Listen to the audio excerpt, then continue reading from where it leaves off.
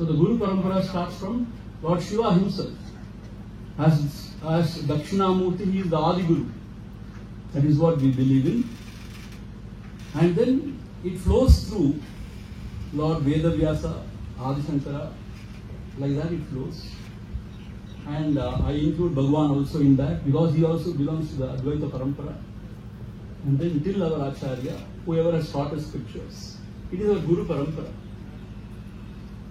And especially today is the Jayanti of Vedavyasa Bhagwan. We cannot forget him because his contribution is immense. Vyasa means editor. He has compiled all the Vedas into 4. Rig, Yajur, Sama, Dharvana. And also he has written 18 Puranas. All wonderful, voluminous. We wonder how he has written all this in his lifetime. And also he has given Brahma Sutra. So it's the highest. Brahma Sutra is highest. So we offer our salutations, our prostrations to the Guru Parampara today. And today we have brought Bhagwan here in Dakshinamurti pose. Bhagwan is here. So 2 months back we were studying Ashtavakra Gita. There Ashtavakra says Swananda Rasa Vigraha. While talking about great realized souls, great Jivan Mukta Purusha, he says Swananda Rasa Vigraha. Vigraha means what? Murti. Vigraham. What is this Vigraham? Swa Ananda Rasa. Swa means one's own self. So the Ananda which is springing from one's own self and the essence of it. Swa Ananda Rasa Vigraha. So here we are going to Murti as Swananda Rasa Vigraha only. Even if it is difficult for people to pronounce or understand, he is going to be called as Swananda Rasa Vigraha. We will write it. Next time when you come, you will see here Swananda Rasa Vigraha.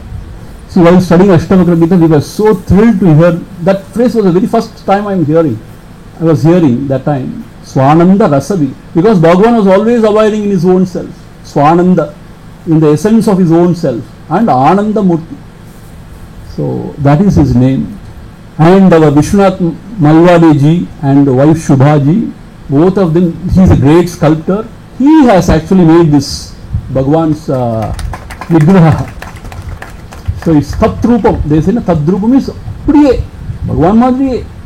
See, I have gone so many places. Bhagavan's features are very difficult to recreate, actually very difficult. But he has done a wonderful, marvelous job. His dedication to the job, that's what I realized, his devotion and dedication to the job. I had gone to his workshop and he was showing me how he even asked some villagers of Bhagavan's age to sit as a model, and he was observing all the nerves, this side pose, everything, and like that he has made it. So please give him a big hand. Thank you so much, Ayya. It's a wonderful thing actually. So we wanted to give that privilege of doing Guru Purnima Puja to our sculptor only, who has made the Bhagwan. That is what we believe in always. One who creates, he has to be honored.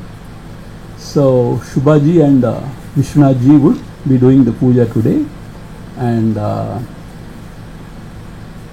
team would be assisting them. So we will start the puja now, and afterwards whatever comes we will proceed.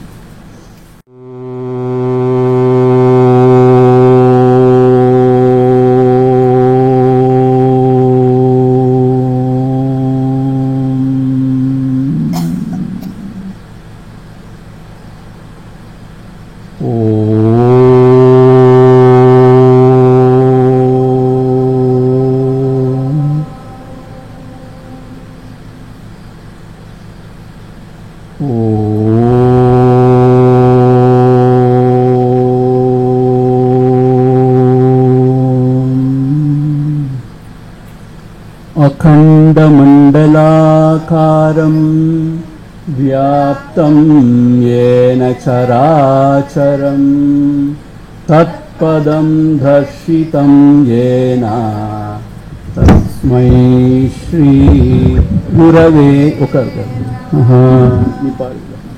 అజ్ఞానశలాకయా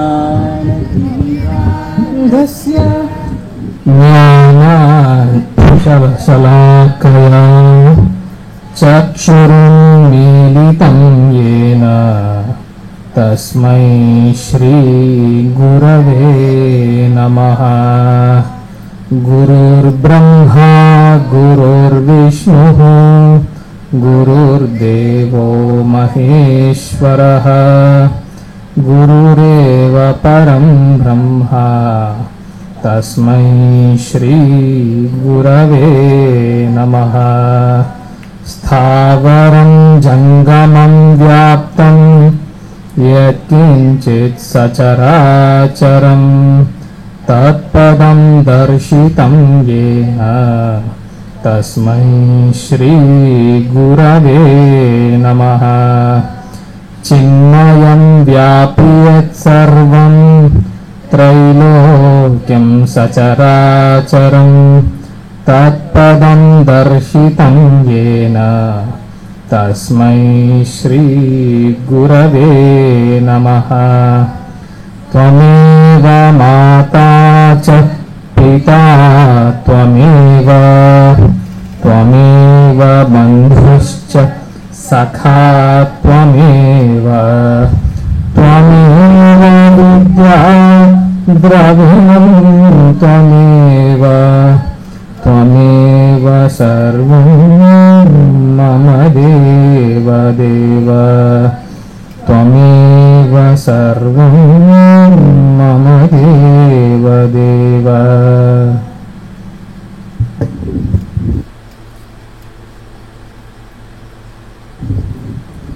Now we are going to do the Shodasha Upachara Puja. It's a Vedic puja.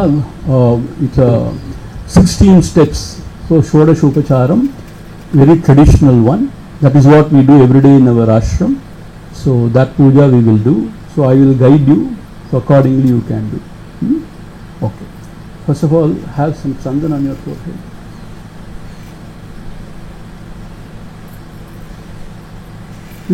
Your phone. Yeah.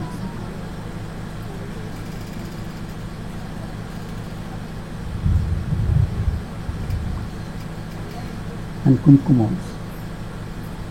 You also have one.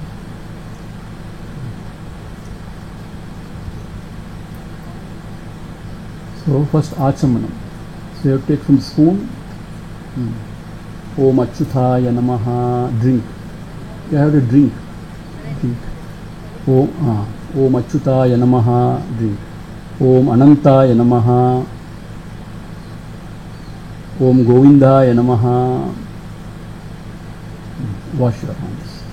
Wash your hands. I will do Keshava, Narayana, Madhava, Govinda, Vishnu, Masudana, Trivikrama, Vamana, Sridhara, Rishikesha, Padmanabha, Dhamodara.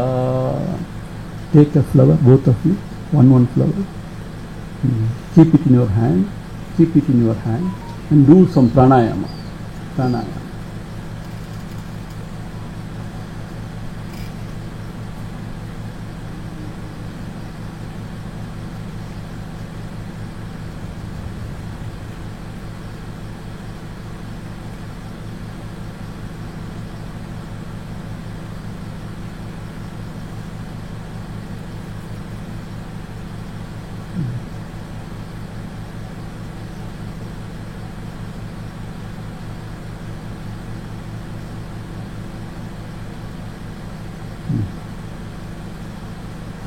Shuklam Vishnum Shashivarnam Chaturbhujam Prasanna Vadanam Dhyayet Sarva Vighnopashantaye. Your left hand on the right thigh and then close it like that. Here only ulta. Like that. Okay. Om, you repeat after me. Om Mamopata Samasta Dhurita Kshayadvara Shri Parameshwara Prityartham Shraddha Bhakti Jnana Vairagya Moksha Samrajya Siddhyartham Shri Sadguru Prasada Siddhyartham Yavat Shaktihi Dhyana Avahanadi Shodashopachara Shri Guru Paduka Pujam Karishye. Drop it down and wash your hands. Apopasparishya.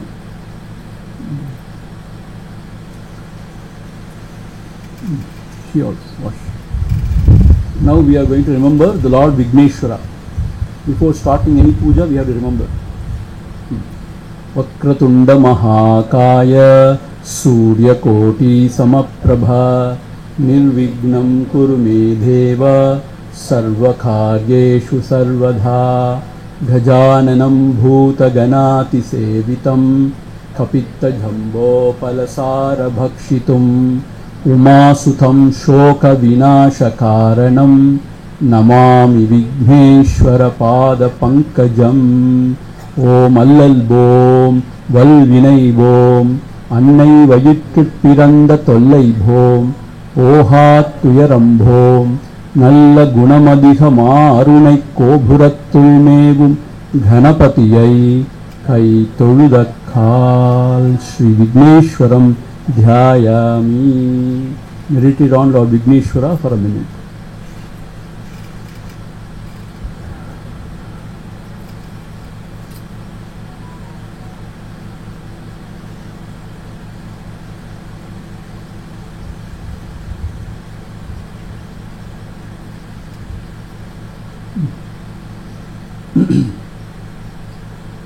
Now, you have already applied Sandan Kumkum. Take a flower and keep in your head, on your own head. This is called as Atma Puja. So we are going to do puja to the Atma which is inside and then to Bhagavan.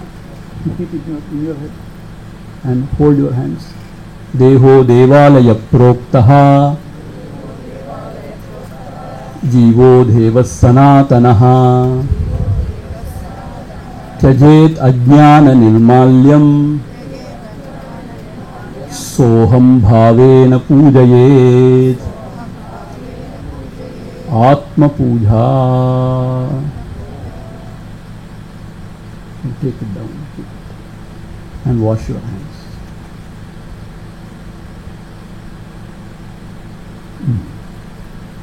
Now, afterwards, Guru Dhyanam. Gurur Brahma, Gurur Vishnu, Gurur Devo Maheshwaraha, Guru Sakshat Parabrahma, Tasmai Shri Gurave Namaha. Gurave Sarvalokanam, Vishaje Bhavaroginam, Nidhaye Sarva Vidyanam, Shri Dakshinamurtaye Namaha. Om Brahmanandam Paramasukadham Kevalam Jnanamurtim Dvandvatitam Ghagana Sadrusham Tattvamasyaadhilaksham Ekam Nityam Vimalamachalam Sarvadhi Sakshibhutam Bhavatitam Trigunarahitam Satgurum Tam Namami. O Mariyati Tarasivara Dhagavari Sagugayil Arivairami Paramatuman Arunachala Ramanan Parivalulam Muruganala Haranarndidu Guhayarndu Arivam Viritiravai Nisam Harivayadu Veliyam Annamalaya Adiyenai Andandre Aviyudal Kondayanako Kurayundo Kurayun Gunamum Niyalla Enne Nivatrai Ennuyire Yennam Yaduvo Adu Seivai Kanne Undan Kalavinayil Kadar Peruke Taruvaye Kanne Undan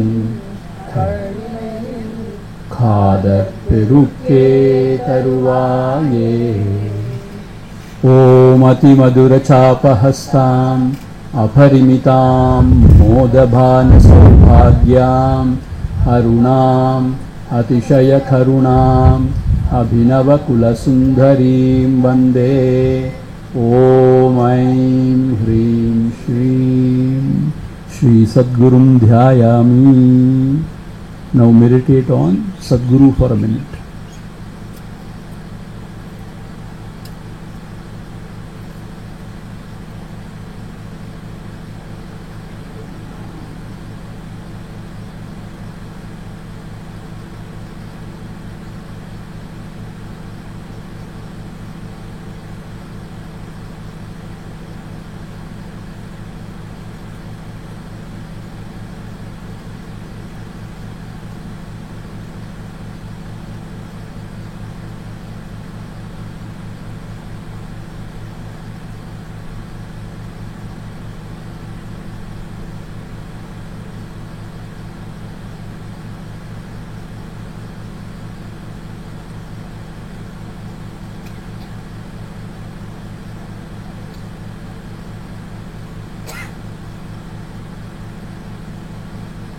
Now repeat after me.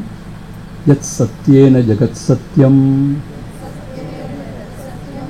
yat bhasena bhati yat yadanandena nandhanti tasmai shri Gurave namaha. Like that, show like this. Shri Sadgurum avahayami.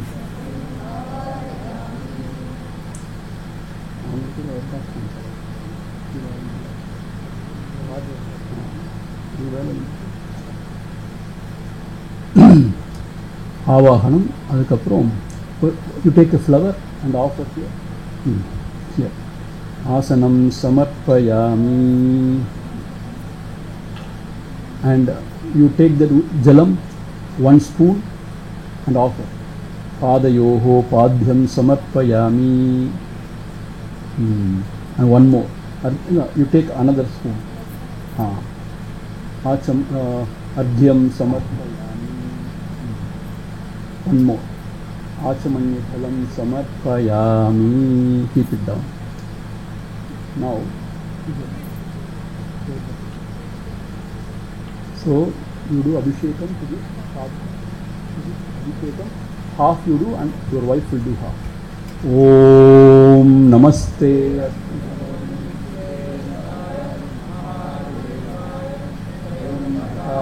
Tripurantakaya Tripalagnitaya Kayagnirudraya Neelakantaya Mrityunjayaya Sarveshwaraya Sadhashivaya Shriman Mahadevaya Namaha. Let her do. Om Namaste Astu Bhagavan Vishveshwaraya Mahadevaya Trayambhakaya Tripurantakaya Trikhalagnikalaya Khalagnirudraya Neelakantaya Mrityunjayaya Sarveshwaraya Sadhashivaya Shriman Mahadevaya Namaha. Keep it down. Now you can, little bit, let her wipe it and then keep it.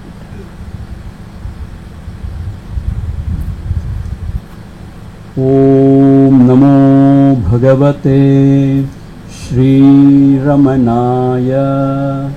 Om Namo Bhagavate Shri Ramanaya. Om Namo Bhagavate Shri Ramanaya. Om Namo Bhagavate Shri Ramanaya. Om Namo Bhagavate Shri Ramanaya. Om Namo Bhagavate Shri Ramanaya. Om भगवते श्रीरमणाय. Just keep it like that. Namo Bhagavate Shriramanaaya. Om Namo Bhagavate Shriramanaaya. Om Namo Bhagavate Shriramanaaya. Now take one flower. Vastram samarpayami. And then you, Amma, take this vibhuti. Om Namo Bhagavate Shri Ramanaya Bhasma Raksham Samarpayami. Nice. And then Om Namo Bhagavate Shri Ramanaya. Nala. Om Divya Parimala Dhandhan Dharayami. Then Kumkum. Om Namo Bhagavate Shri Ramanaya Haridra Kumkumam Samarpayami. You take Akshata and put Akshata. Akshatan Samarpayami.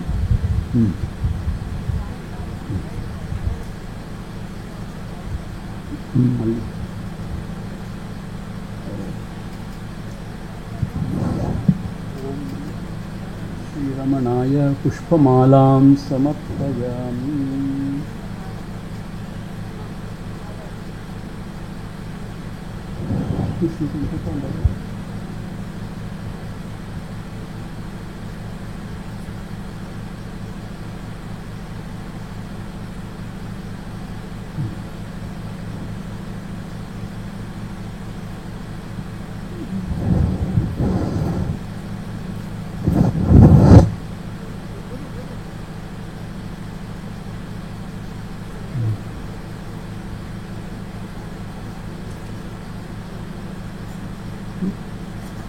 Okay. You take the flowers, full you take. You give it to him and you take this flower. So you offer there and she will offer here. Okay? You come a little close. You keep it, So now we are going to chant 108 names of Bhagwan. Ramana Ashtotram. So when I say Namaha, you have to offer. So will you all repeat? When I say, will you repeat? You have, some of you have that this thing. बहुत ज़्यादा है. ओम महासेना एक महोमशेन जाताय नमः. ओम श्री रमणाय नमः. ओम गुरवे नमः. ओम अखंड संविद आकाराय नमः. ओम महौजसे नमः. ओम कारणोद्भव भवाय नमः. ओम जगद्हित अवताराय नमः. ओम श्री भूमिनाथ स्थलोत्थिताय नमः.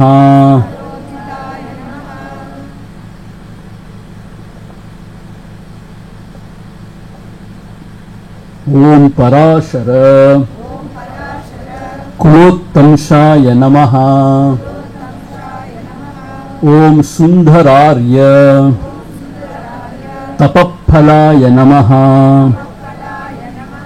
ओम कमनीय सुचारित्राय नमः. ओम सहायांबा सहायवते नमः. ओम शोणाचल महोलीन मानसाय नमः. ओम स्वर्णहस्तकाय नमः. श्रीमद्द्वादशान्त महास्थले लब्धविद्योदयाय नमः।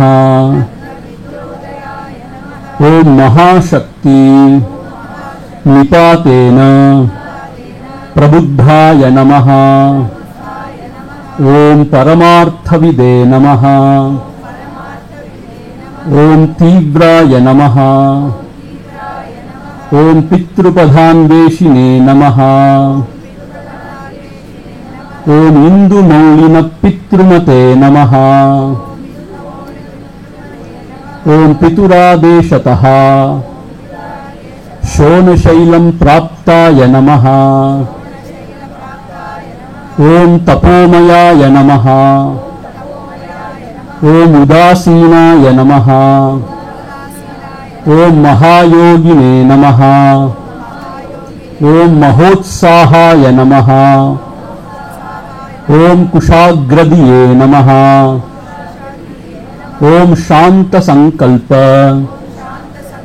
संरंभाय नमः। ओम सुसंदृशे नमः। ओम सवित्रे नमः। ओम स्थिराय नमः। ओम तपक्षपित सर्वांगाय नमः। ओम पुल्लांभुज विलोचनाय नमः। ओम चंद्रिकासित हास श्रीमंडितानन मंडलाय नमः। ओम चूतबाट्यां समासीनाय नमः। ओम चूर्णिताकिल विभ्रमाय नमः। ओम वेद वेदांत तत्वज्ञाय नमः। ओम चिन्मुद्रिणे नमः। ओम त्रिगुणातिघाय नमः। ओम विरूपाक्ष गुहावासाय नमः। ओम विराजत चलाकृतये नमः। ओम उद्दीप्त नयनाय नमः। ओम पूर्णाय नमः। ओम रचिताचल तांडवाय नमः। ओम गंभीराय नमः। ओम परमाचार्याय नमः। ओम सुप्रसन्नाय नमः। ओम अभयप्रदाय नमः। ओम दक्षिणास्य निभाय नमः। ओम धीराय नमः। ओम दक्षिणाभिमुखाय नमः। ओम स्वराजे नमः। ओम महर्षये नमः। ओम भगवते नमः। ओम ईढ्याय नमः। ओम भूमविद्या विशारदाय नमः।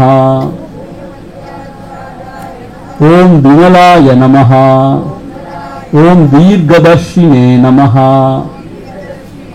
ओम आप्ताय नमः। ओम ऋजुमार्ग प्रदर्शकाय नमः। ओम समदृशे नमः। ओम सत्यदृशे नमः। ओम सत्याय नमः। ओम प्रशांताय नमः। ओम अमित विक्रमाय नमः।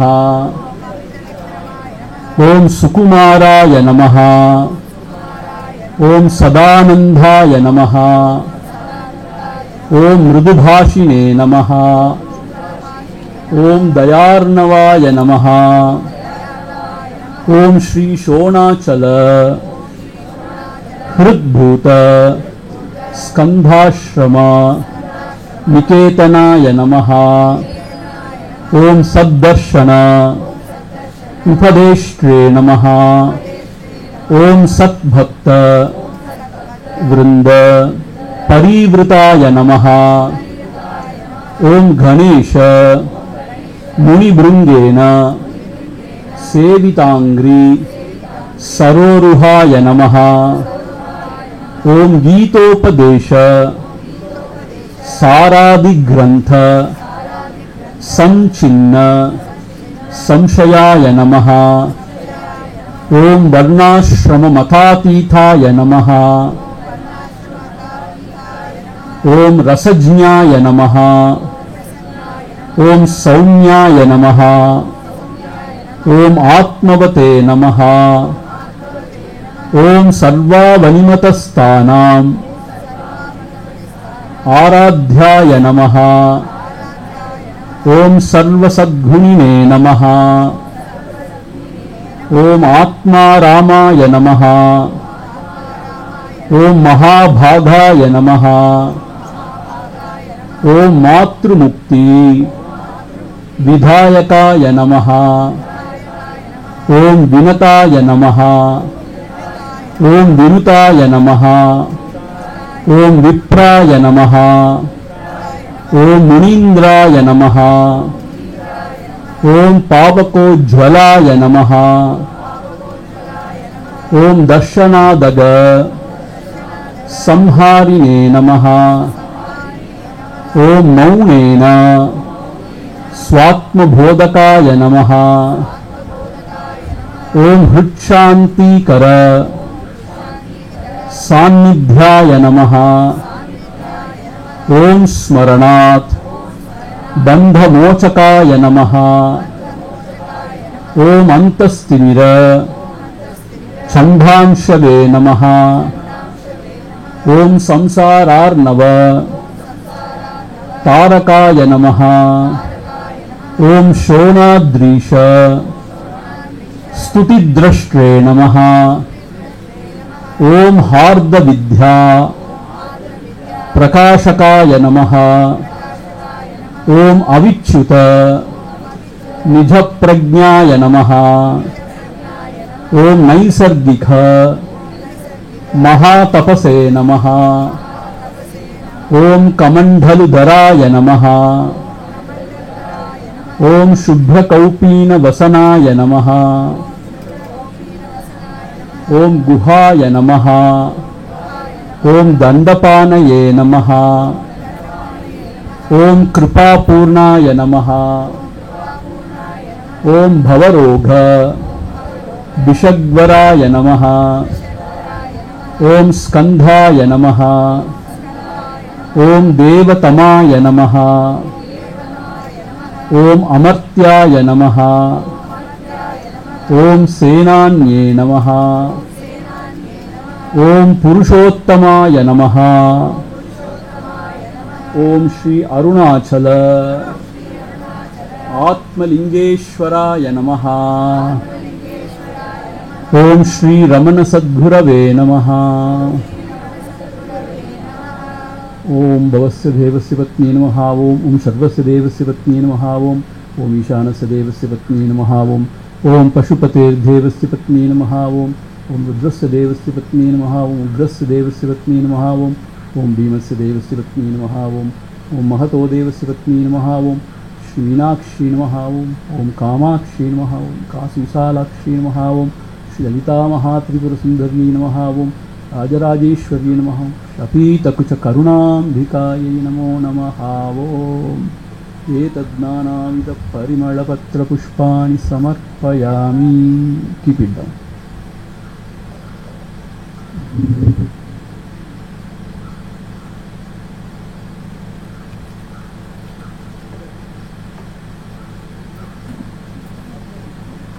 அதெல்லாம் வேண்டாம், அதெல்லாம் வேண்டாம், அதெல்லாம் வேண்டாம், இல்லை வேண்டாம் வேண்டாம். அம்மா இதை கொஞ்சம் இழுத்து கொடுங்க. இல்லை இதில் வச்சு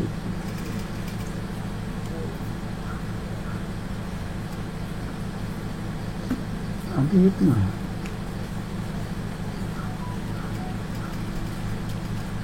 அது அப்படியே ஏற்றி முடியுது. இருக்குமான்னு தெரியல, பரவாயில்ல.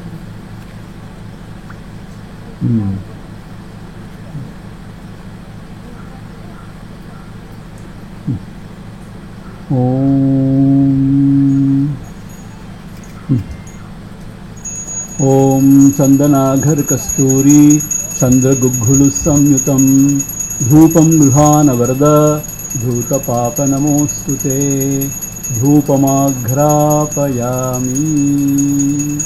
Dhupanantare, keep it down. Dhupanantare achamanya jalam samarpayami. Little bit jalam you put it there. Jalam you put and put it there. No, jalam. Sorry, spoon you put it. How do you put it? In that. Then deepam. You take deepam. Om deepam grihana devesha vartitrayas. You give it to her. Deepam grihana devesha vartitrayas samanvitam andhakare namastubhyam ajnanam vinivartaya deepam dharshayami. Keep it down.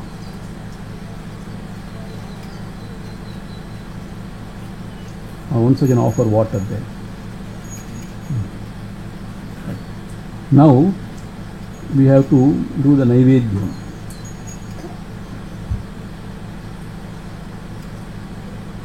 You take that full water, you come there.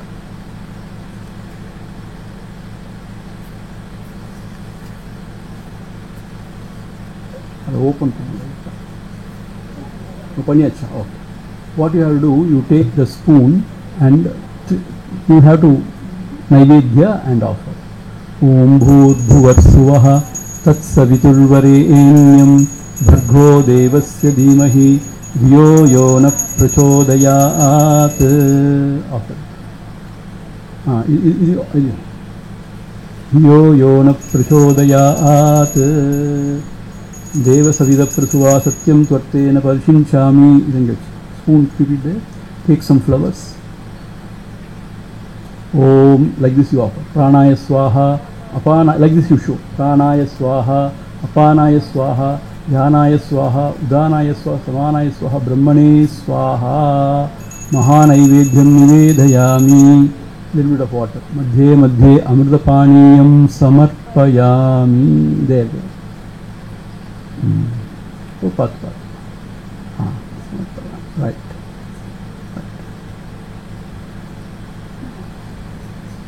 Now this. There. What is it?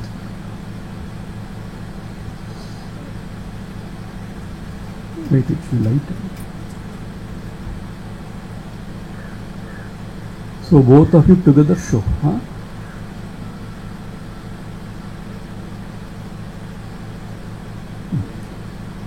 Om Rajadi Rajaya Prasaya Sahi. No, you come to this side, otherwise you will hide them. Om Rajadi Rajaya Prasaya Sahine Namo Vayam Vai Shravanaya Kurmahe Same Kaman Kama Kama Yamahyam Kameshwaro Vai Shravano Dhadhatu Kuberaya Vai Shravanaya Maharajaya Namaha. Om Nadatra Suryo Bhati na Chandra Tarakam Nema Vidhyato Bhanti Kuto Yamagnihi Tameva Bhantamanubhati Sarvam Tasya Bhasa Sarvamidham Vibhati. Hara Hara Namah Parvati Pataye. Hara Hara Mahadeva. You take some flower and offer it there. Like that. Sutti, offer it. Offer it. Right.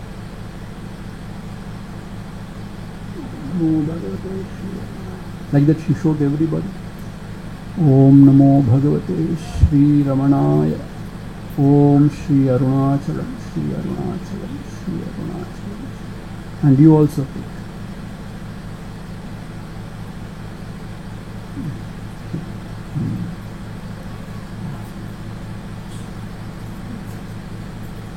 And take some flowers. You also take. Om Yopam Bashundane. Om Yopam Pushpam Vedha Pushpavan Prajavan Pashuman Bhavati Chandrama Va Apam Pushpam Pushpavan Prajavan Pashuman Bhavati Yayevam Vedha Yopamayatanam Vedha Ayatanavan Bhavati. Om न कर्मणा न प्रजया धनेन त्यागेनैके अमृतत्वमानशुः परेण नाकं निहितं गुहायां बिभ्राजते दद्यदयो विशन्ति वेदान्तविज्ञानसुनिश्चितार्ता सन्न्यासयोगाध्यतयः शुद्धसत्त्वाः ते ब्रह्मलोकेषु परान्तकाले परामृतात् परिमुच्यन्ति सर्वे दह्रं विपापं परमेष्मभूतं यत्पुण्डरीकं पुरमध्यसर्गस्थं तत्रापि दह्रं गगनं विशोकस्तस्मिन् यदन्तस्तदुपासितव्यम् यो वेदादोस्वरप्रोक्तो वेदान्ते च प्रतिष्ठितः तस्य प्रकृतिलीनस्य यः परः स महेश्वरः मंत्रपुष्पं समर्पयामि. See, you have to go around yourself, but you come down, otherwise you will fall. Yeah, you also come down. You have to go around yourself 3 times. Om yani kani cha papani janmantara krithani cha तानि तानि विनश्यन्ति प्रदक्षिण पदे पदे. Now namaskar. Put a small namaskar. Small namaskar. Namaskaran samarpayami.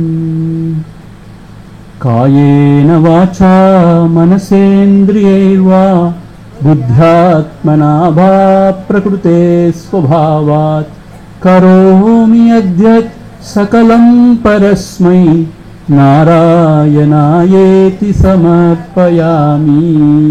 नारायणायेति समर्पयामि. Offer jalam. Everything is offered unto the Lord at the end. Narayanayeti samarpayami. No, there. Samarpayami. Now we will chant Guru Paduka. So, Ananta samsa. You can sit. Dhatara naukayitabhyam Guru Bhakti dhabhyam Vairagya samrajya pujanabhyam Namo Namah Shri Guru Padukabhyam Kavitvavarashinisakarabhyam Dhaurbhagyadavam Budhamarikabhyam Durikritanam Ravipattatibhyam Namo Namah Shri Guru Padukabhyam Natayayo Shri Patitam Samiyuhu Kadachidapyashu Daridravariyaha Mukashavachaspatitam hitabhyam Namo Namah Shri Guru Padukabhyam Nalikanikashapadahdabhyam Nana vimohat nivarikabhyam Namajjanabhishtatati pradabhyam Namo Namah Shri Guru Padukabhyam Nripali Mauli Vrajaratna Kanti Savidviraja Jhashakanyakabhyam Nripadgadabhyam Natalokapanktehe Namo Namah Shri Guru Padukabhyam Papandhakararkaparamparabhyam Tapatrayahindrakhagheshwarabhyam Jadyabhisamshoshanavadavabhyam Namo Namah Shri Guru Padukabhyam Samadhishakta pradavaibhavabhyam Samadhidhana vratadishitabhyam Ramadhavangri sthirabhaktidabhyam Namo Namah Shri Guru Padukabhyam Swarchaparanam akileshtadabhyam स्वाहा सहायाक्षधुरन्धराभ्याम् स्वान्ता च भावप्रदपूजनाभ्याम् नमो नमः श्रीगुरुपादुकाभ्याम् कामादिसर्पव्रजगारुडाभ्याम् विवेकवैराग्यनिधिप्रदाभ्याम् बोधप्रदाभ्याम् धृतमोक्षदाभ्याम् नमो नमः श्रीगुरुपादुकाभ्याम् नमो नमः श्रीगुरुपादुकाभ्याम् ॐ पूर्णमदः पूर्णमिदं पूर्णात् पूर्णमुदच्यते पूर्णस्य पूर्णमादाय पूर्णमेवावशिष्यते